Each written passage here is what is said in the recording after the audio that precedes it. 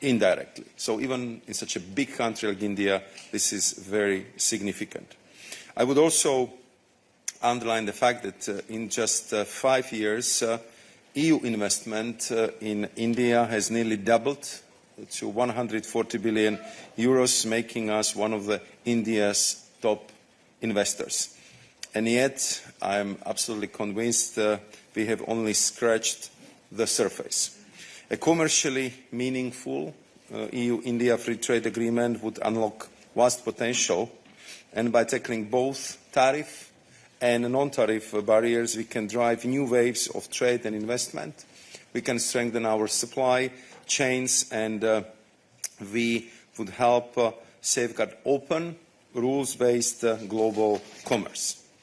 Our shared ambition is clear: to conclude negotiations by the end of this year, but as always, steady determination will be the key. And we still have some ground to cover. As you probably know, I traveled to India last week. It was already my third visit this year in an effort to advance the negotiations, which have now reached 13 rounds. I must admit, however, that I hoped for more progress to be achieved last week. I remain in frequent contact with my counterpart, Minister Goyal, as there is undoubtedly much to gain for both the EU and India if we get this right, and this is on what we are focusing right now. Thank you. Thank you to both HRVP and Commissioner Sefcovic. We open the floor to questions on the EU-India strategic agenda. Yes, please. Thank you so much for giving me the floor. Zoriana Stepanenko, Radio Free Europe.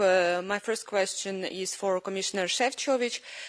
So given the fact that the European Union is proposing a new strategic agenda to raise bilateral relations with India to a higher level, are you ruling out the prospect of imposing the secondary sanctions, the tariffs against India following the step taken by the United States? And will you address the purchases of Russian oil by India at the next summit scheduled for the beginning of 2026, as High Representative Kallas just mentioned? And my second question is to High Representative. So presentation of the 19th sanctions package is delayed. Could you brief us how the coordination with the United States is going regarding this sanctions package and sanctions policy in general? And for now, plenty of the EU diplomats are voicing the concerns that the United States President, demanding from the EU to make the sanctions tougher, actually is looking for the pretext to postpone his own sanctions. Do you share this feeling, and how optimistic are you when it comes to reaching the deal on sanctions with the US leadership? Thank you. The second goes beyond the topic, so I'll leave it to HRVP to see if she wants to address it now already. Okay, so I'll start with the first part of the question. I think that you've been following the developments in the European very closely. So you know that if it comes to the imposing the sanctions and to fulfilling them, that I would say we are the most responsible international actor on this planet. I don't think that any other economy did more in that regard than the European Union, and I'm sure that HRVP would address this question. And concerning the Russian oil and gas, we have very clear plans how we are phasing out both oil and gas, and we even accelerated the pace how this should happen. And we have also very strong measures adopted against circumvention on our sanctions. So I think this is quite well known, and this will be the toolbox we will be using in this regard. We are, of course, coordinating very closely with the United States, but also with other G7 partners, because we believe that if G7 acts in the same manner, of course, the impact it's much stronger. And it was, I think, actually only last week where the EU special envoy for sanctions, David O'Sullivan, was in the US. They had an in-depth discussion on all aspects of this question, And as far as I know, this is the topic which is also discussed between the United States and India, because when I was leaving India, I understand that US top trade negotiator was just arriving to the New Delhi. So I believe that this is also the issue which they are discussing among themselves. Yes, HRVP. Yes, thank you. So partly already the answer was there, but the 19 package, we are working on this and closely coordinating also with the Americans. Of course, in the end, we are responsible for our decisions and we have a very straight and understandable course. We need to be stronger on sanctions and move forward, and of course we are trying to work together with our US partners to do the same. Thank you. Yes, please. Good afternoon, Cornvelst for Politico. I was wondering, is this the right moment to have a strategic agenda with India when indeed they are joining Russian military exercises and are increasingly buying more oil despite EU sanctions on infrastructure in India?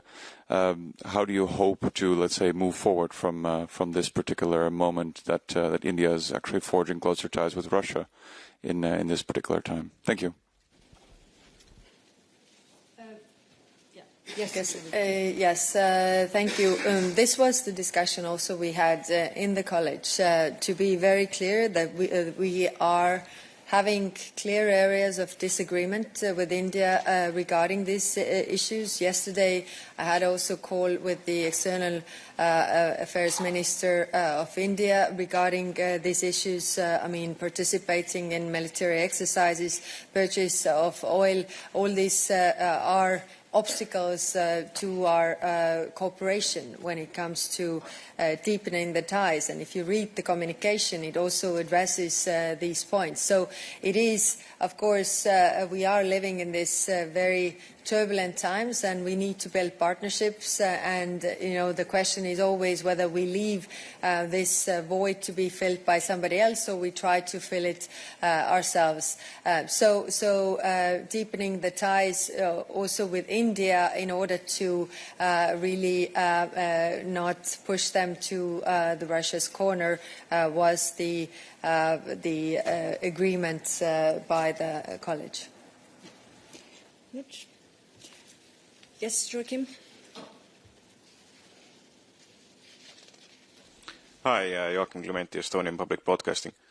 I think I have a rare opportunity of translation, so I'll do it in Estonian. Mis me siis teeme, kui India lihtsalt ütleb... Okay. Seconds. One of the languages still. Mis me siis teeme, kui India lihtsalt ütleb, et aga see ei ole meie mure, et me ostame Vene toornaftat ja seda rafineerime, et me käime Venemaa õppustel. Kas siis on ka variant, et me jätame selle vabakaubandusleppe sõlmimise lihtsalt katki või me saame ka kuidagi nii teha, et ühe käega teeme vabakaubandust ja teise käega laome osadele India ettevõtetele mingisuguseid sanktsioone peale? Mis me siis teeme, kui India ütleb, et aga meid ei huvita? Ja, aitäh küsimuse eest ja võimaluse eest vastata siin eesti keeles, nii et te kõik kuulete meie ilusat keelt ka. Aga tõepoolest, need arutelud olid ja jäi just see kokkulepe, et meil peab alati olema võimalus astuda sammuke tagasi sellest ja olla ka väga selged, kui me räägime oma India siis osapooltega, et need on need takistused, mis meie koostööl ees on.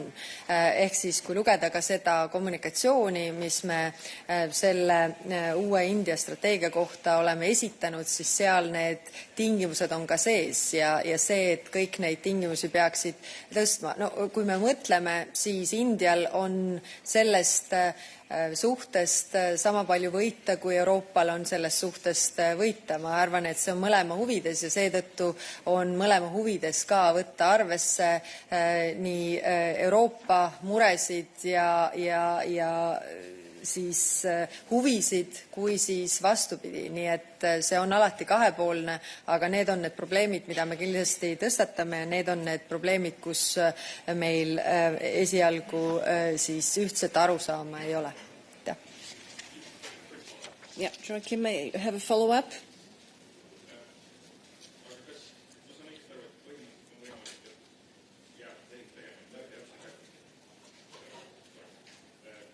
on võimalik, et see plaan jääb lihtsalt siis katki ka, kui neid tingimusi India kaasa ei tule selle kõigega? Läbirääkimised on alati läbirääkimised ja kuniks ei ole kokkulepet kõigis tingimustes, ei ole kogu kokkulepet. Nii et see on alati ka meie meeskonna, läbirääkimiste meeskonna suur ülesanne kõiki neid asju arvesse võtta. Nii et jah, seni kuni ei ole kõikides tingimustes kokku lepitud, siis seni kokkulepet ei ole, aga see huvi nendes tingimustes kokkuleppele jõuda on mõlemal poolel olemas, kui me võtame arvesse nii huvisid, muresid, kui siis neid probleeme, mis meie suhtes on. Yeah. Thank you, David. David.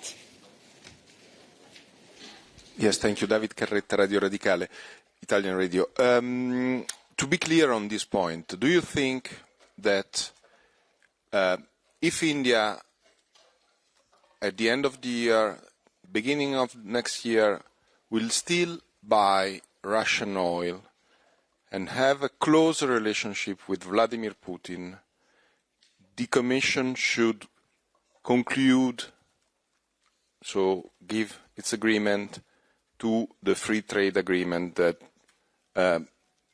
you are negotiating, and you should conclude at the end of the year at the best. Thank you. It's the same question as before. I don't know if you want to add anything, HRVP. I think the discussions we also had was whether it's possible to completely decouple India from Russia, considering their history as well. I don't think we have illusions regarding this. The problems we have between ourselves in the relationship are very clear, and we are trying to address them in the negotiations as we speak. So if everything is not agreed, then nothing is agreed in the end, whether we reach the agreement. Thank you. Yes, here please. Yeah, so Chris Powers from Euractiv, also a question for the HRVP. So you mentioned that you spoke with your Indian counterpart, among other things, about the Zapad exercise. I was wondering if you could tell us anything more about their take on this, why they did it. This particular exercise is not any ordinary one, it's one that's directly targeted against EU countries in the Eastern Flank, including, if I'm not mistaken, your country. What's their take on this? Why did they participate? Well, I'm not communicating on behalf of India, so you can ask them the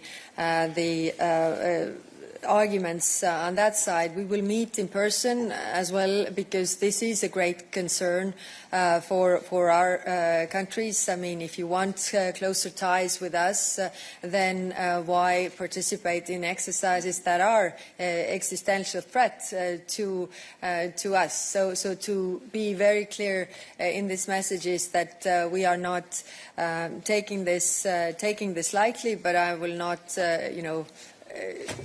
just reflect on our conversations and be communicating on their behalf. Thank you. Thank you. Razia Akoch, AFP News Agency. I just wanted to clarify then, if I'm not wrong, you haven't what India has said to the EU about those military drills. It wasn't quite clear what that position is. And if you will allow me to get philosophical, I think potentially this question is for you, Madam Kallas, but maybe for Commissioner Sefcovic as well. Because in terms of trade, it's such it's a priority for the European Union. And we're in the age where the concept of the rules-based international order, I mean, that's a whole other philosophical debate that we can go into. But considering trade is mutually beneficial for both sides, I'm then asking you whether trade can be separated from this agenda, because I read the document, you speak about defence security, but will trade always be something that you'll continue on? Because as you yourself said, you have no illusions about whether this can change. So I just kind of wanted to ask about whether, because trade is, I mean, it's so geopolitical and so separate from the issues of yesteryear and the way that we look at it, and you mentioned shift in paradigm once upon a time yourself. Just wanted to know if the European Commission is looking at these issues with a bit more maybe pragmatic, realpolitik view. Thank you. Thank you. If you look at the communication, you can see also that it has different parts. And when I'm talking about also these concerns and disagreement, it's about the defense and security partnership that we are building. So the trade relations, of course, we also need it's mutually beneficial, and the trade people are working on that. But our teams are addressing also the concerns we have in other files, because it definitely impacts our relationship. So clearly we are in this world, like you say, that world order is changing. It is in our interest to defend the international rules-based order, and it's also in the interest of India to defend this. So considering the breaches of the international law, we should be on the same side. Yes. Commissioner? Allowed to complement the answer of HRVP. I think what is very important, and it's our constant message to our Indian counterparts. Of course, we are fully aware of enormous potential for our mutual trade. Of course, we saw all very impressive projections how the Indian market and Indian economy would grow. And I was making a different public events in New Delhi last week. The huge accent on the fact that we are the biggest trading partner for India, that thanks to the European company, there is 8 million people employed in India. And if we would have the free trade agreement, that this was clearly grow. So the potential is clearly there. But what is, I think, very, very important, and that was the message when we've been leaving the New Delhi, what we need is commercially meaningful, fair agreement. And I need the understanding of my Indian counterparts that it must be fair and balanced, because this is the very important free trade agreement, which, of course, in the European Union has to be approved by the member states and by the European Parliament. And they will look at every single aspect of this agreement. And therefore, we have all the understanding of the fact that India is developing fast, that we have different starting positions, and we also set very clear baselines from where we are starting, where we would like to conclude and to end. But in the end, of course, everything has an impact on these negotiations, because we had to create also political ambience, political climate, that we have a good deal, which is fair, which is balanced, which is commercially good for both partners. And, of course, it has to happen in the atmosphere where this agreement would be supported by the member states and by the European Parliament. But the discussion which we have today, and I would like to thank High Representative Vice President for presenting our relationship with India from all aspects, because it's about strategic choices. And clearly, India is a strategic partner from any angle you would look at it. If you look at it from the geopolitics, if you look at it from the geoeconomics, if you look at it from the potential point of view, if you look at it from in which region India finds herself, and also the history and potential future of our cooperation. So from this aspect, the decision also by the college was that today we will have a thorough discussion. We will adopt the strategic communication, and of course we will communicate very sincerely and openly about this discussion, about the pluses, minuses, the challenges which are ahead of us to our Indian partner. Because only through the discussion and sincere and honest debate you can forge strong relationship, and this is what we want. And that was the spirit which we all felt when we've been in New Delhi as a whole college, talking to the whole government, I think in the first time of the history of the European Union. That was the place where the India for Strategic Partnership was created, and that was the moment when the leaders decided that we should do our best to achieve this free trade agreement. So we are now in this process, and nobody hides that it's difficult. It's very difficult. As you know, the Indian negotiators are famous for being tough. So I think we are going through these phases, and I can only tell you that we always defend the European interest. We speak very clearly to them. We are listening to their answers, and we are building this partnership, which I think would be very important for us now, but also in the future. Yes, please. In the back. Sabina Rossetta, ANSA, thanks for the floor. In the joint communication, there is the willing of conclude an agreement on geographical indications. Is you ready to recognize the basmati as Indian? Thank you. Now we are in super nitty-gritty rice questions. So, of course, if you are talking about rice and India and basmati and Pakistan and all these things, so I think we could be here for a very, very long time. What I would like to say is that this is, of course, one of the issues which is on the list, which was discussed, which will be discussed. I was very happy that my good colleague, Commissioner for Agriculture, Mr. Hansen, was there with me, so we can really have very frank and open exchange on all categories of the agricultural products. But I would prefer to inform about the results once this chapter is closed, and it hasn't happened yet. So there is still work to be done, and once it's done, I'll be very happy to come here with Christoph and inform you about the positive outcome. Very good. And we'll take the two final questions on EU-India strategic agenda. Jorge. Hello, Jorge Liboreiro with Euronews. We spoke a lot about Russia, but there's another big important country with which India maintains very close relations, and that is China. How do you position this closer partnership between EU and India in respect to China? How do you see this playing out in this geopolitical chessboard? Thank you. Thank you. Very good question. I think this is part of the bigger picture. This is clear when we look all around the world. Then if we are not building those partnerships, then this void is filled by China and other actors. And if we look at the geopolitical power, really, we need to have those partnerships, and that's why we are moving also forward to find additional partners to counterweight the economic might that comes from China, or the problems that we have with China regarding economic coercion, regarding unfair trading practices, and therefore our answer is to build a relationship with other countries, including the biggest democracy, India, the large and growing economy like India is. Thank you. And we take a final question. I see a hand there.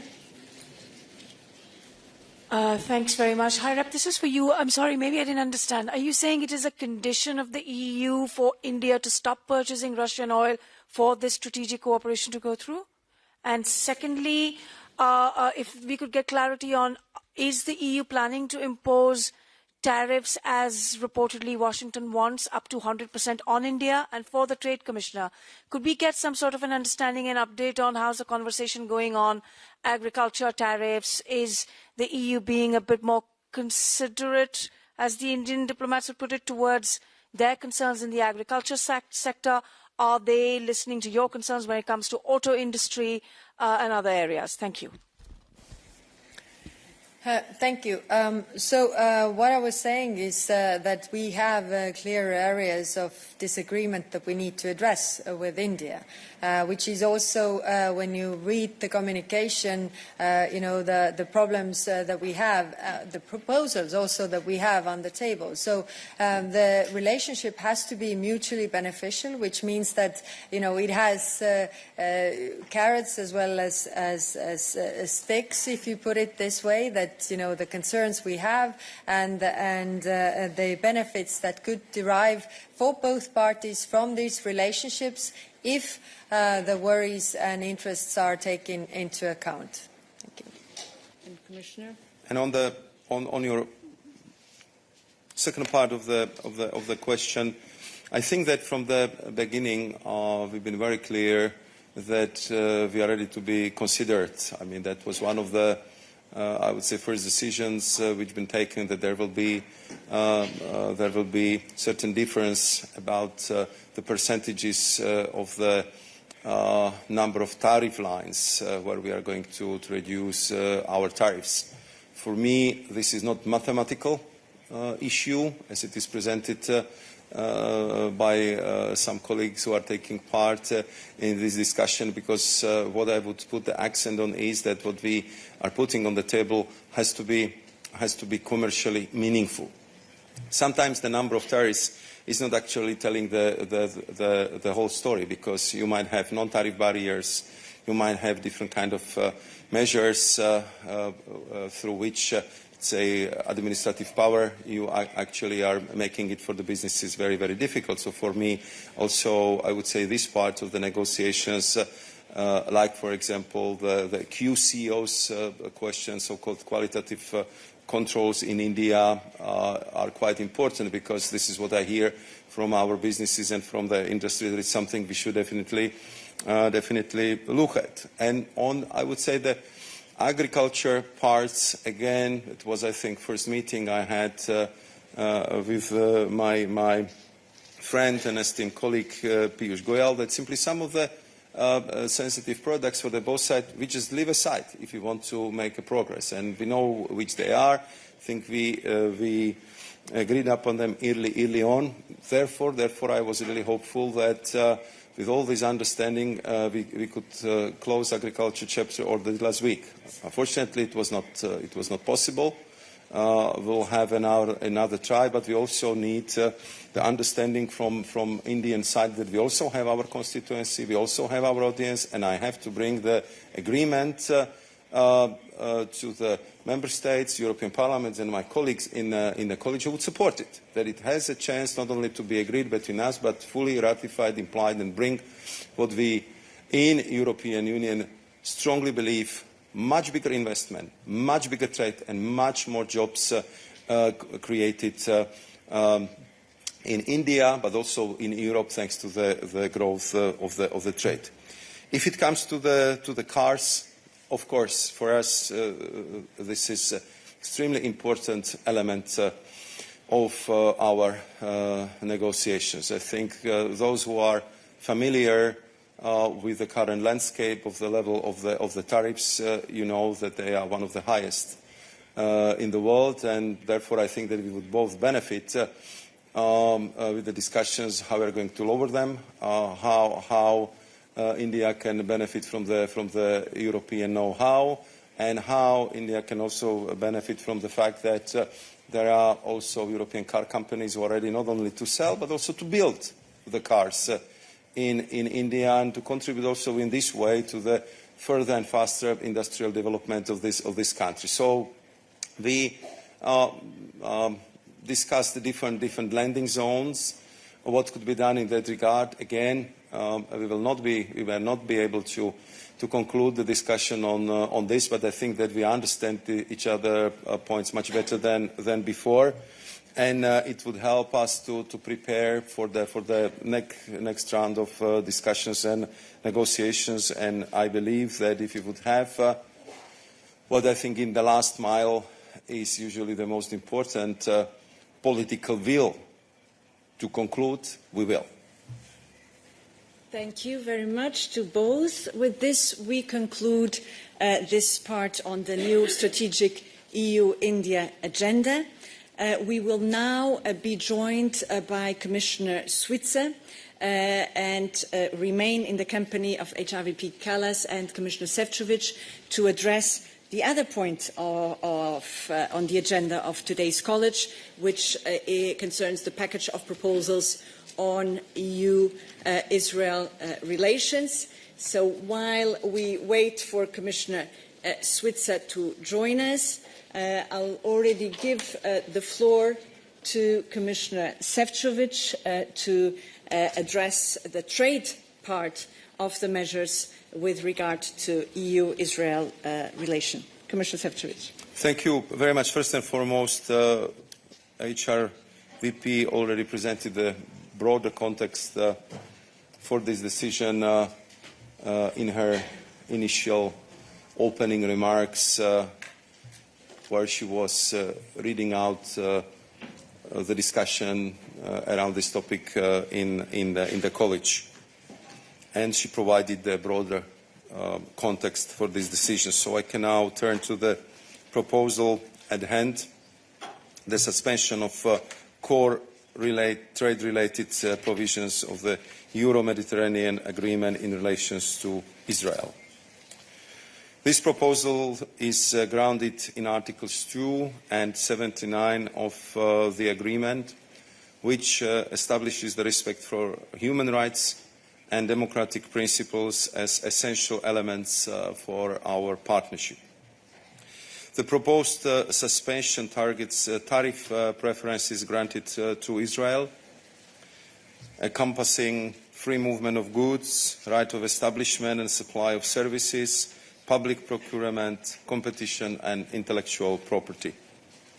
In practice, this means that imports from Israel to the EU will lose their preferential access to the EU market, and that these goods will be charged duties at the level applied to any other third countries with whom the EU has no free trade agreement. We regret having to take this step. However, we believe it is both appropriate and proportionate given the ongoing humanitarian crisis in Gaza. The Council will decide on this measure by qualified majority, while the European Parliament will be duly informed. Now turning to the trade relationship between EU and Israel. Total trade in goods in 2024 amounted to 42.6 billion euros. The EU remains Israel's #1 trading partner. In 2024, the EU accounted for the 32% of Israel's total trade in goods. In light of these figures and the principles at stake, the proposed partial suspension is a carefully considered response to an increasingly urgent situation. Let me reiterate that since the atrocities of October 7, the world has witnessed unimaginable suffering. The European Union immediately condemned in strongest terms Hamas' indiscriminate attacks across Israel and expressed solidarity with Israel's right to defend itself. Sanctions against Hamas swiftly followed. The President of the Commission, together with the President of the European Parliament, have been among the first political representatives to be there on the ground. And they share the impression, the shock and horror they have seen in these kibbutzim in Israel. And therefore, we believe that now is the time that we must work together to end also the humanitarian crisis in Gaza. This means unrestrained access for humanitarian aid, the immediate release of all hostages held by Hamas, and an urgent ceasefire to stop the bloodshed. Ultimately, Israel needs real security, and the Palestinian people need real dignity. Thank you. Thank you, Commissioner Sefcovic, and Commissioner Suica to present the other element of the package of measures. Thank you, Commissioner. Thank you very much. Good afternoon to everybody. As Maros already said, the situation in Gaza and in the West Bank is unacceptable. As Commission, we continue to advocate for a two-state solution, one based on a secure Israel and a viable Palestinian Authority. So we are doing it with words, but also with targeted actions. Today, we are putting bilateral support to the Israeli government on hold. I'm talking about bilateral support. This is an important signal and the continuation of our policy of advocating for peace. In particular, 14 million euro of already allocated funds in the period from 2020 to 2024, and out of this amount, 4.3 million euro have been contracted, while 9.4 million remain uncontracted. Until further notice, we will not proceed with the joint identification of new actions on the signatures of the contracts. This is a decision the Commission can make independently on the basis of exceptional events, like in this case, and can be revoked if conditions on the ground change. As announced, what we are not putting on hold, which is very important, is 20 million euro allocated for measures to fight anti-Semitism and foster Jewish life by supporting Yad Vashem. Likewise, 10.2 million euro for civil society will remain untouched. The European Union's support to peace-building initiatives via Israeli and Palestinian civil society will also continue with an average allocation of 5 million euro per year. Concrete actions again. To do our part in sustaining the two-state solution and making it possible, we continue supporting the Palestinian Authority and their reform process. We will provide, as already announced, 1.6 billion over the next 2 years under our multi-annual comprehensive support program to the Palestinian Authority. This is important as they are facing an increasingly precarious financial situation. The program already made a difference on the ground. For example, salaries to teachers at Palestinian schools could be paid at least partially last week, coinciding with the start of the school year. Yet, as you know, our funding is not sufficient. The European Union is the biggest donor and supporter toward the reformed and efficient Palestinian Authority. In this moment of great need, we are enhancing our engagement with the Palestinians. As our President von der Leyen announced, we will establish a Palestinian or Palestine donor group with the first meeting still this year. Our aim is twofold: support Palestinian institutions financially via donations of like-minded international donors, Arab states, international and regional organizations, and international financing institutions. Then serve as a forum for the Palestinian Authority to present the reforms implementation, ensuring transparency. They also need to ensure transparency, and engage on the future of Gaza and coordinate international recovery and reconstruction efforts once the conditions allow.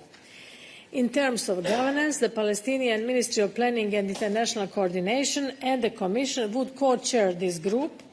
We have opened the path for Gulf countries to join us in this effort in a prominent way. This platform will catalyse efforts of regional and international partners, and this is the moment to invite others to join us and pledge their support as well. Thank you very much, also to Commissioner Suica. And we can open the floor to your questions now. Mark, please.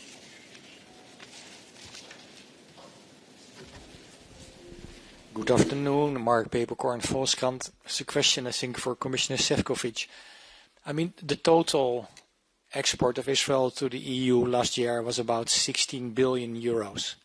The effect of now, let's say, the new tariff agreement or the stopping of the preferential tariffs has an effect, we were told, of about 227 million a year. So it's relatively modest. So my question is, why do you think this modest proposal would change the behavior of Israel in Gaza? Thanks. Your numbers are correct, but I think that here we are talking not only about the trade and not only about the numbers. I would say the whole context of decision was very political, so I think the HRVP would be in better positions to comment on this. But you also heard the President of the European Commission be very clear on this particular element when she was addressing the peoples of Europe European Parliament members in the State of the Union. And of course, based on that announcement and political commitment, we've been acting very quickly to present the proposal. I think there was strong expectations that European Union have to use the tools at its disposal to address the humanitarian crisis in the Gaza, to make sure that not only we provide the humanitarian aid, but the humanitarian aid actually will be delivered to Gaza, to the people who would need it. But I believe that two of my colleagues are better positions to further elaborate on this question. Would you like to come in? Not necessarily. No, we move on. Yes, please. Hi, it's Nacho. I'm from the Spanish newspaper El Confidencial. I would like to know, especially from the High Representative, why now exactly? Why not a year ago or a couple of months ago? A year ago, there were already 40,000 dead in Gaza. So why specifically in this moment the situation is such that these measures are needed, and not why a year ago? Thank you. Thank you. We all heard the speech of the President of the Commission, where she proposed these points. And I think this shows how the situation has really changed. We see the E1 settlements. We see also the action now in Gaza City. All these things that bring more suffering to the people. So this is why today is that because a week ago we had the State of the Union speech where President von der Leyen proposed these things. Thank you. Yes, Mattia. Yes, hi, Mattia Bagnoli, ANSA, the National Intelligence News Agency. Hi, Rep. Now, naturally, the question is, will the member states approve the question that you put forward, the issue that you put forward, the proposal that you put forward? And there are two tracks here, because the sanctions against the ministers and settlers and all of that requires unanimity, and those on trade, QMV. Now, you, as a chair of the FAC, can you tell us a bit what is the atmosphere in the room? Do you have confidence that at some point these proposals will be adopted, either in QMV or in unanimity? And if not, what does that tell us a bit about the state of affairs of the EU? Thank you. Thank you. So, yes, you're correct that sanctions require anonymity and trade proposal, the QMB. You know very well how is the situation in the Council. Although we see that the public opinion in member states is really shifting, because the suffering in Gaza, and people really want to see the stopping of this suffering. On political level, I think we will have the discussions after these proposals are made, but I think the political lines are very much in the place where they have been so far. Yes, Rafaela, please. Rafaela Scheidreiter for the Austrian broadcaster ORF. If I may, a question on measures against Israel on a different level, but High Representative, as you mentioned, like the public opinion, right now we see also how political entertainment and culture are becoming when it comes to Israel, in particular when we talk about also the Eurovision Song Contest taking place next year in Vienna, and seeing member states like the Netherlands, Spain or Ireland threatening to not participate in case Israel will participate. So as the EU's most senior diplomat, I'd be interested in what are your thoughts on this? Thank you. Thank you. What I want to stress, and what we stress all the time, is that we are proposing these measures not to punish Israel or Israel people, but to really try to pressure Israeli government to change course and to end the human suffering in Gaza. So that's why, the proposals that we have made are not really touching or somehow affecting the people so much as to put the pressure on Israeli government to change course. So all these steps that go to the direction of punishing Israeli people, I think, are wrong, and we are not proposing them. Thank you. Philippe? Philippe Jacquet, Le Monde. I have another question which is not related to the EU-Israel agreement, association agreement. It's the ban of the products from the settlements. And I'm still wondering why the EU is not moving on this particular subject. If it comes to the products from Israeli settlements, I think that this is the question which I'm sure that you know very well. They've been in any way under the association agreement trade parts, which we are suspending right now because we never recognized that especially the settlements would constitute the part of the state of Israel. And that they should be covered by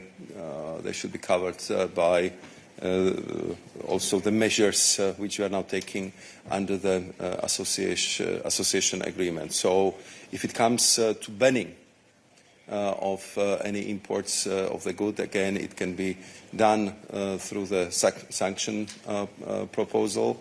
And that's something to be discussed in the future. I think that today we've been focusing on the trade parts of the association agreement, and I think that's quite important step also from the political perspective we are adopting today. We'll take the two final questions. I have one question online from Gabriele Rosana.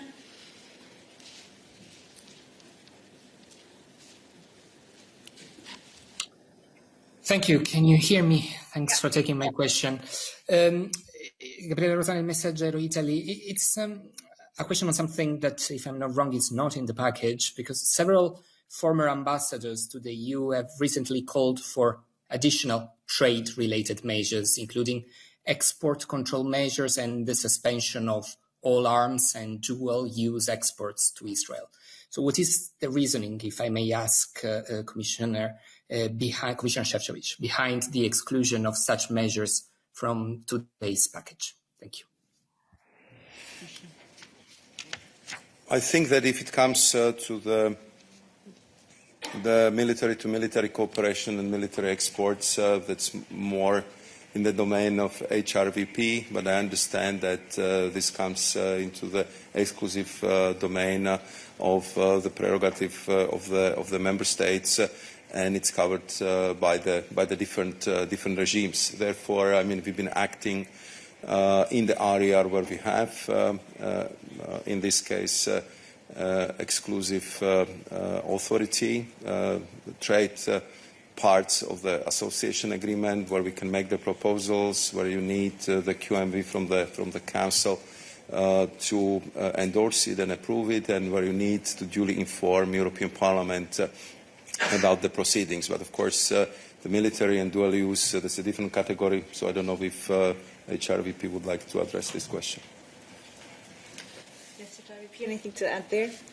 No, I mean, of course, you can always ask, why don't we propose other things? These are the things we are proposing right now, and that is the discussion. Yes, in June I presented an options paper where all the options are listed, what are the tools in our hands, but these are the choices that the Commission made right now. Thank you. And we take a final question here. The lady. Thank you very much. It's Rosie Burchard here for DW. So first of all, Commissioner Sefcovic, could you give us a few words on how you think this will impact European businesses and consumers? You've talked a lot in the past about how tariffs are a tax on consumers. For Commissioner Suica, I think the measure that's within your portfolio is the only one that might not be caught up in institutional deadlock among member states. I think, correct me if I'm wrong, but it can be done just by the Commission. So in the past, we've heard the Israeli government levelling criticism that any such punitive measures are essentially empowering Hamas. Can you respond to that criticism or a claim from the Israeli government? And then for the High Representative, presumably in the past, part of the calculation for not putting such measures on the table is the risk that they get caught up in the member states. That risk remains. You've addressed it a bit already, but have you basically just changed your calculation in seeing that it's better to look like you have something on the table in the works than the risk of looking like you have a total inaction until now? We know that we might be here in several months' time and that none of these measures have moved forward. Thank you very much. So I can start with the numbers. So preliminary estimates based on current trading volumes indicate that suspending preferential access would expose EU exports up to 574 million euros in duties.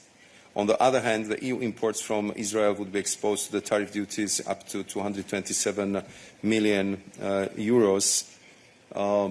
Around 63% of the EU imports from Israel take place on most favoured nation terms, and 58% of trade with Israel benefits from zero MFN tariffs and hence cannot benefit from any preferential regime. So less than 37% of EU imports from Israel are imported under this preferential regime, which is affected by this decision. If you ask me which sectors would be the most exposed, so from the EU side, this would include machinery, aircraft-related goods, medical devices, and pharmaceutical products.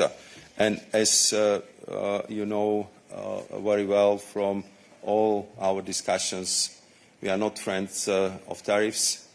I much more prefer to come in front of you to tell you that we created new market access. We have a new free trade agreement. We are opening new trade chapters with our partners.